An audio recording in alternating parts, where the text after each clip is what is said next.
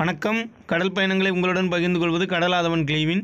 இன்றைக்கி நம்ம வீடியோவில் என்ன பார்க்க போகிறோம்னா, நாங்கள் வந்து அதிகமான காற்று இருக்கிற நேரங்களில் வந்து பாய் மரத்தை எப்படி பயன்படுத்தி வருவோம்னு சொல்கிறது தான் இந்த வீடியோவில் நான் பதிவு பண்ணியிருக்கேன். இதே மாதிரி வந்து இந்த பாய் மரத்தை பயன்படுத்தி வர்றதை பற்றி நிறையா மீனவர்கள் வந்து பதிவு பண்ணியிருக்கலாம். ஆனால் இதில் வந்து நீங்கள் தெரிஞ்சுக்கிறக்கூடிய விஷயங்கள் நிறையாவே இருக்குது.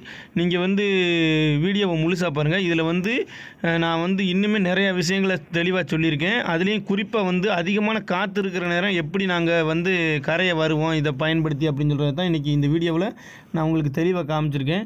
வீடியோவை முழுசாக பாருங்கள். பாய் மரத்தை வந்து நம்ம போட்டில் ஏற்றுறதுக்கு முன்னே நம்ம பார்க்க வேண்டிய வேலை இது தான். இதை வந்து பருமல்னு சொல்லுவோம். இந்த பருமல் கம்புன்னு சொல்கிறத வந்துக்கிட்டு மூங்கில் கம்பு வச்சு தான் ரெடி பண்ணியிருப்போம்.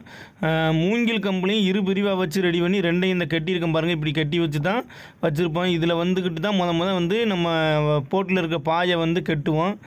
அதை வந்து நல்லாவே இழுத்து கட்டணும். அப்படி இழுத்து கட்டும்போது தான் அந்த மூங்கில் கம்போடு நல்லா ஒட்டி அந்த பாய் இருக்கும்.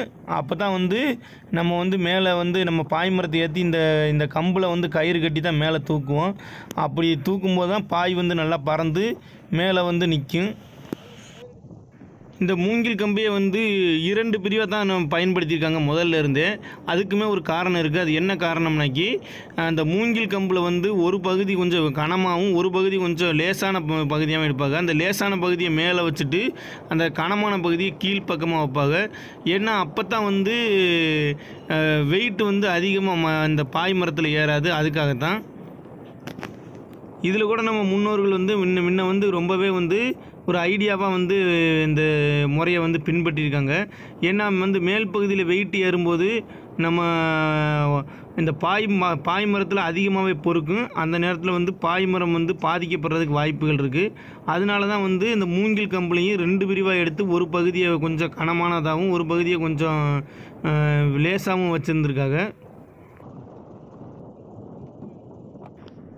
நம்ம போட்லேயே வந்து நடுப்பகுதியில் தான் வந்து இந்த பாய் மரத்தை ஊன்றதுக்கு வந்து ஒரு கட்டை ரெடி பண்ணி வச்சுருப்போம். இதை வந்து கண்டா கட்டை அப்படின்னு சொல்லுவோம். ஆனால் வந்து நிறையா படகுகளில் வந்து முன்பக்கமாக வச்சுருப்பாங்க. இந்த சிறிய பைப்பர் படகு இதுகளெல்லாம் கொஞ்சம் முன்பக்கமாக வச்சுருப்பாங்க. இதையுமே சில பேர் கொஞ்சம் இந்த பேர்களை வந்து வித்தியாசமாக சொல்லலாம். ஏன்னா எங்கள் பகுதியில் உள்ள ஒரு வழக்கப்படி தான் இந்த பேர்கள் எல்லாத்தையுமே நான் வந்து சொல்கிறேன். இதில் வந்து நிறையா இடங்களில் மற்ற மீனவர்கள் வந்து வெவ்வேறு பேர்களில் இதை வந்து குறிப்பிட்டு சொல்லலாம். நான் வந்து அதனால் எங்கள் பகுதியில் எப்படி சொல்கிறோமோ அதைத்தான் நான் இதில் தெளிவாக பதிவு பண்ணியிருக்கேன். இப்போ வந்து நம்ம இந்த பாய் மரத்தை போட்ட பின்னாடி முதலாக வந்து இந்த பாய் மரத்தை வந்து முன்பக்கமாக ஒரு கட்டை வச்சுருப்போம். இதை வந்து கோஸ்வாரி கட்டை அப்படின்னு சொல்லுவோம். இந்த கட்டையில் வந்து இந்த பாய் மரத்தில் ஒரு பகுதியும் இழுத்து கட்டியிருப்போம். இந்த பாய் மரத்தையும் இழுத்து கட்டியிருப்போம். பாய் பகுதியிலையும் ஒரு பக்கத்தை வந்து முழுமையாக இழுத்து கட்டியிருப்போம். இது நம்ம நல்லாவே நம்ம ஒரு 2 பேர் நல்லா ஒரு அளவு நல்லா வெயிட்டாக வந்து அந்த கயத்தை இழுத்து நல்லா கட்டணும். அப்படி கட்டும்போது தான் பாய் மரம் வந்து எந்த பக்கமும் அசையாமல் நல்லா இருக்கும். இப்போ இந்த இழுத்து கட்டிட்டாக பாருங்கள். இப்போ இதை கட்டினதுக்கு அப்புறமா அடுத்து வந்து தான் நம்ம பாயை வந்து மேலே ஏற்றுறதுக்கே எந்த வேலையுமே பார்க்க முடியும்.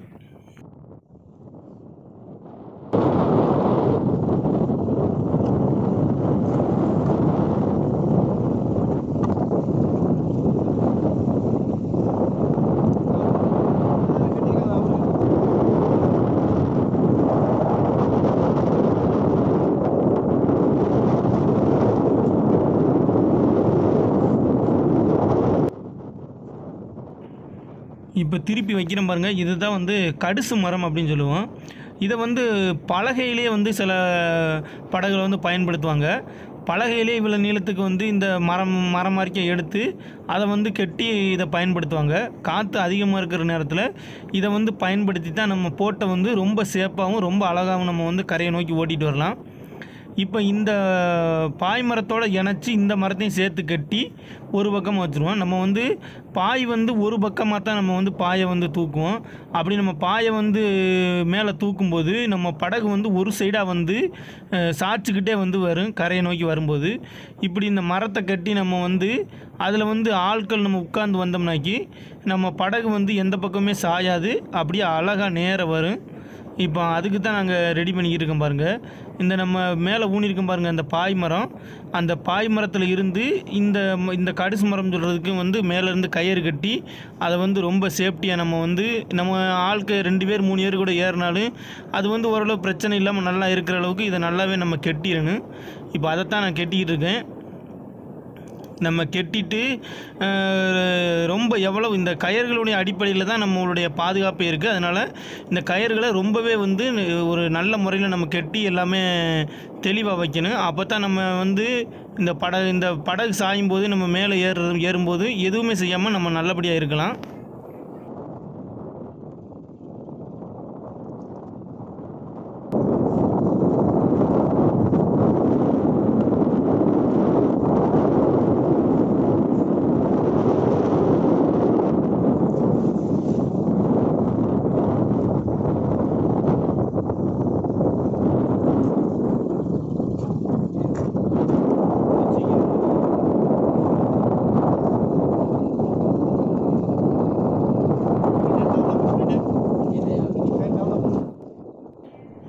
இந்த கடுசு மரம் முன்பக்கமாக நகலக்கூடாதுன்னு சொல்லிட்டு இதில் ஒரு கயிறு கட்டுவோம்.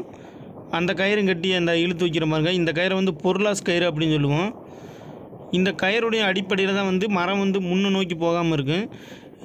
இந்த வீடியோ கொஞ்சம் ரொம்ப நீளமாக இருக்குது அப்படின்னு நினச்சிடாதீங்க. நாங்கள் வந்து இப்படி பாய்மரம் ஏற்றும் போது என்னென்ன வேலைகள் இருக்குது, எவ்வளவு நேரம் ஆகும்னு சொல்கிறது தான் இதில் வீடியோவில் நான் குறிப்பிட்டு பதிவு பண்ணியிருக்கேன்.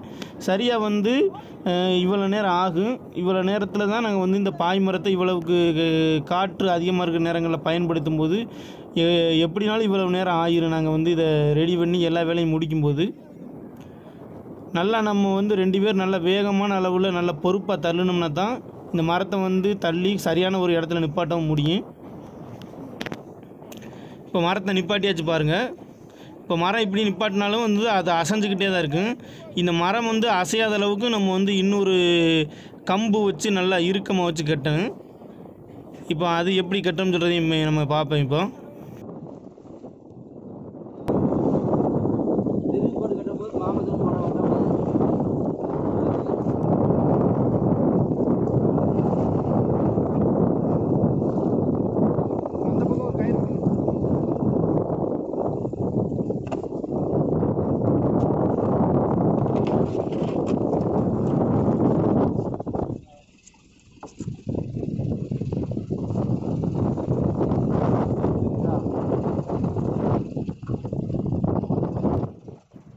இந்த கெட்டுறம் பாருங்கள், இதுதான் வந்து திருக்கம்பு அப்படின்னு சொல்லுவோம்.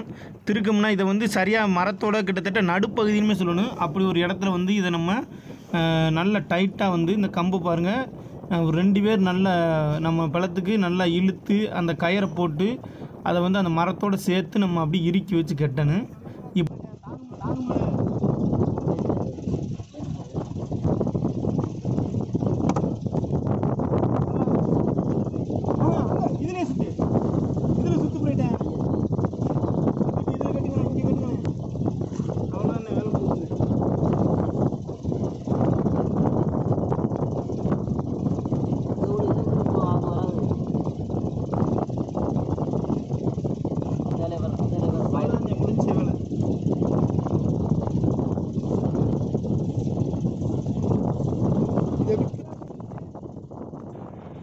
இப்போ இந்த மரத்தில் வந்து நம்ம மேலே வந்து முனைப்பகுதிக்கு போகிறதுக்காக தான் இந்த கயிறு கட்டுறோம். இப்போ ஏன்னா ஏற்கனவே முனைப்பகுதியில் வந்து 2 கயிறு கட்டியிருக்கோம். இந்த கயத்தை பிடிச்சி தான் நம்ம அந்த கயத்துக்கு போக முடியும். இதிலேருந்து டைரெக்டாக வந்து அந்த கயத்தை பிடிக்க முடியாது, அது கொஞ்சம் தூரமாகவே இருக்கும்.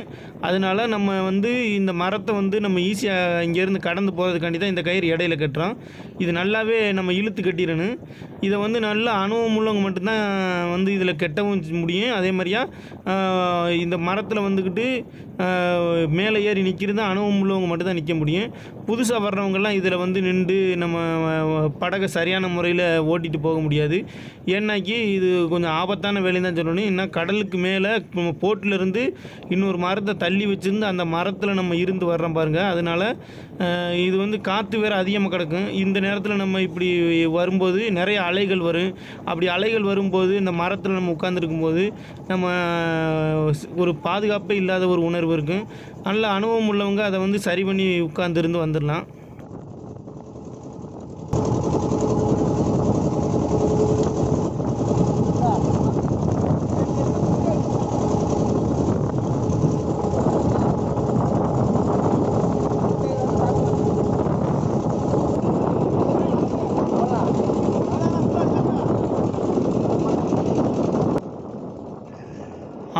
நம்ம இப்போ வந்து நம்ம பாயை வந்து பாய் மரத்தில் ஏற்றிட்டோம். இப்படி நம்ம ஒரு பக்கம் பாய் மரத்தை ஏற்றின உடனே நம்ம காற்று அதிகமாக இருக்கும்போது ஒரு பக்கமாக நம்ம படகை வந்து சாய்ச்சிக்கிட்டு இருக்கு. இப்போ அதுக்கு தான் வந்து இன்னொரு பக்கம் வந்து இந்த கடுசு மரத்தை நம்ம வந்து தள்ளி வச்சுருக்கோம். இப்போ ஒரு ஆள் ஏறியாச்சு பாருங்கள். இப்போ கிடக்கிற காற்றுக்கு ஒரு ஆள் மேலே உட்காந்துருந்து வந்தால் போதும். நல்லா நம்ம ஒரு ஆள் உட்காந்துருந்து வந்தோம்னாலே இந்த காற்றுக்கு நம்ம படகு வந்து நேரையே வந்து கரையை நோக்கி ஓடும். ஏன்னா அந்தளவுக்கு தான் காற்று கிடக்கு. இன்னும் வந்து காற்று கூட கூட நம்ம வந்து இன்னொரு ஆள் கூட மேலே ஏறிக்கிடலாம். இந்த மாதிரி 3 பேர் வர வந்து நம்ம இந்த மரத்தில் ஏற்றி ஓரளவுக்கு நம்ம படகு வந்து தாங்கும். 3 பேருக்கு மேலே நம்ம இப்போ ஏற்றி இந்த கடுசு மரத்தில் ஏற்றி போகிற மாதிரி இருந்தால் நம்ம பாயிலே வந்து வர முடியாது. அந்தளவுக்கு வேகமான காற்றுனா தான் 3 பேருக்கு மேலே வந்து இருக்க முடியும். இந்த இழுக்கிறோம் பாருங்கள், இதுதான் வந்து தாமான் கயிறுன்னு சொல்லுவோம். தாமான் கயிறுனா இந்த பாயில் வந்து ஒரு பகுதியில் கட்டியிருக்கிறது. இது வந்து நம்மளுக்கு வந்து நம்ம கரை எந்த அளவுக்கு இருக்கோ அது வந்து அதுக்கு தக்கன வந்து நம்ம இதில் இழுத்து வச்சு நம்ம கரையை நோக்கி ஓடணும். நாங்கள் வந்து கரையை வந்து கிட்டத்தட்ட ஒரு 3.5 மணி நேரத்துக்கு மேலே ஓடி வந்தோம். இப்போ வந்து காற்று கொஞ்சம் அதிகமாயிட்டு அதோட வந்து 2 பேர் வந்து அந்த கடுசு மரத்தில் ஏறி இருந்தோம். அந்தளவுக்கு காற்று ரொம்பவே வேகமாக இருந்துச்சு. இப்போ எங்கள் படகுமே ஓரளவு நல்ல நேரையே வந்துச்சு. இப்படி இருக்கும்போது நம்ம படகுக்கு எந்த பாதிப்பும் கிடையாது. நம்மளும் வந்துக்கிட்டு ஒரு பயம் இல்லாத அளவுக்கு கரையை நோக்கி வரலாம். இந்த வீடியோவில் உங்களுக்கு ஏதாவது சந்தேகங்கள் இருந்தால் கமெண்டில் கேளுங்க. இந்த வீடியோ உங்களுக்கு பிடிச்சிருந்துச்சுன்னா லைக் பண்ணுங்கள், உங்கள் நண்பர்களுக்கும் ஷேர் பண்ணுங்கள். வீடியோவை முழுசாக பார்த்த அனைத்து நண்பர்களுக்குமே ரொம்ப ரொம்ப நன்றி. வணக்கம்.